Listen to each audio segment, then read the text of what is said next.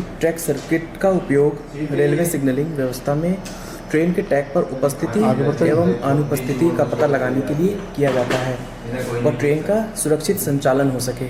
ये देखिए, ये हमारा ट्रैक सर्किट पैनल पर इस तरह से शो होता है। उदाहरण के लिए देखिए, हमारी जैसे जैसे ट्रैक ऑक्यूपाइड हो रहा है उस पर ट्रेन जा रही है। ट्रैक सर्किट का अनुरक्षण अनुरक्षक द्वारा 15 दिन में किया जाता है। इसके अनुरक्षण के दौरान सबसे पहले हम, जैसे कि ये 211 BTF है, इसके चार्जर को हम ऑफ कर लेंगे। उसके बाद हम इसके बैटरी का वोल्टेज और ग्रेविटी का मापन करेंगे। अनुरक्षण के दौरान अब हम बैटरी का वोल्टेज और ग्रेविटी का मापन करेंगे। देखिए, इस तरह से हम बैटरी के ग्रेविटी का मापन करते हैं। बैटरी की ग्रेविटी हमें 1220 प्राप्त हुई, 2.13 वोल्ट प्राप्त हुआ। बैटरी का वोल्टेज ग्रेविटी लेने के पश्चात अब हम वापस चार्जर को ऑन करेंगे।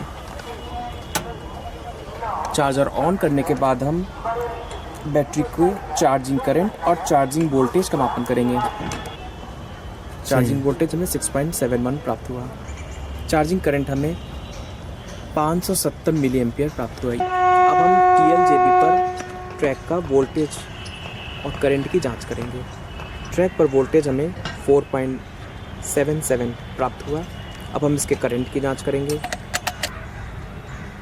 करंट हमें 382 मिली एम्पियर प्राप्त हुआ। TFIN के TLJB का वोल्टेज और करंट मापन करने के पश्चात हम इसके इंसुलेशन जोड़ की जांच करेंगे।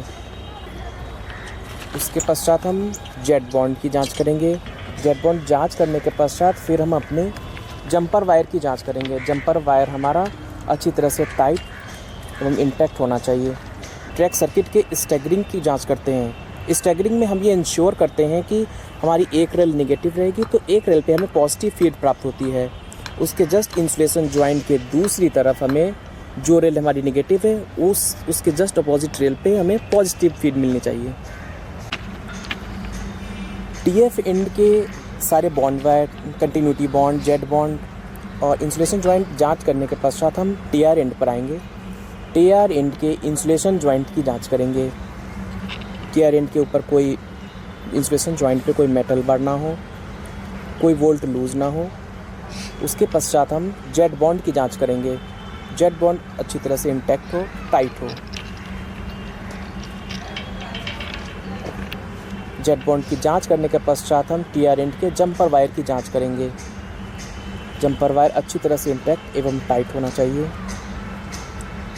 TLJB से वोल्टेज व करंट लेने के पश्चात अब हम TR एंड का TLJB पे वोल्टेज व करंट का मापन करेंगे।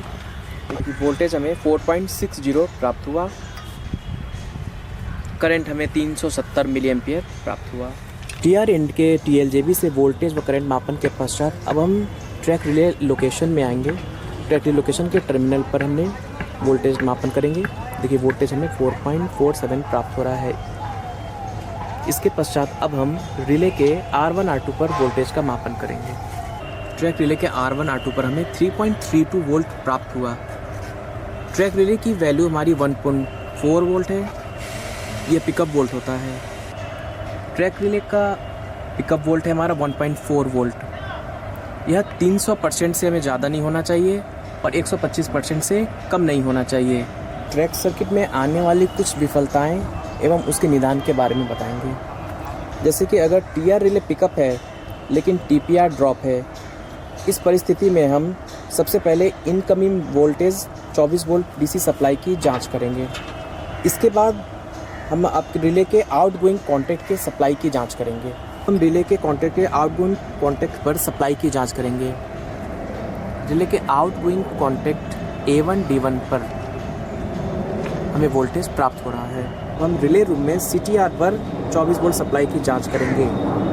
अगर हमें वहाँ पर भी वोल्टेज प्राप्त नहीं हो रहा है तो हम इसके केबल कोर की जांच करेंगे। अगर हमें केबल कोर हमारा डिफेक्टिव है तो स्पेयर कोर से बदलकर उस विफलता को हम ठीक करेंगे। अगर हमें CTR पर अगर 24 वोल्ट अगर प्राप्त हो रहा है TPR पर, तो फिर हम रिले के R1 R2 पर वोल्टेज का मापन करेंगे।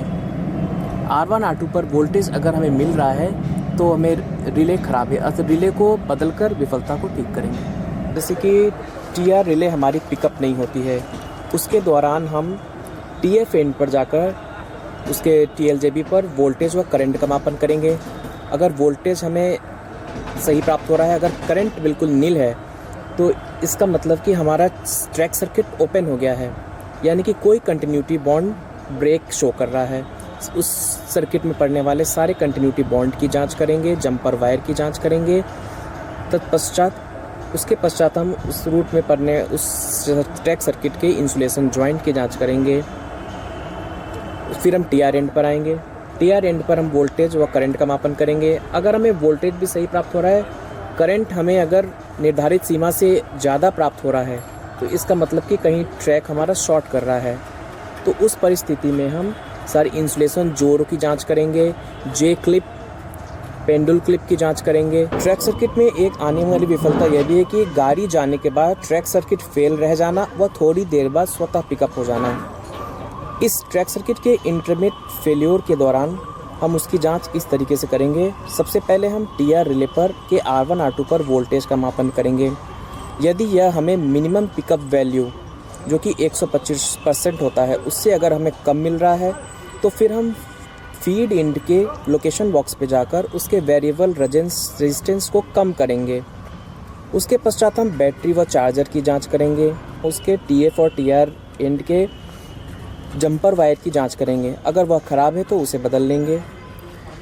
उसके पश्चात हम लूज कनेक्शन की जांच करेंगे। अगर वह पुराने कोई रस्टी कोई कंटिन्यूटी बॉन्ड है तो उसको बदल लेंगे। अगर कोई रबर पैड एवं लाइनर जो कि स्लीपर में इंजीनियरिंग के साथ जुड़े होते हैं, उसको इंजीनियरिंग विभाग के द्वारा उसको पूरा करवाएंगे। या फिर टीएफ टीआर के ग्लू जॉइंट पर कोई आयरन फिलिंग या बर्स अगर देखेंगे तो उसको साफ़ करेंगे।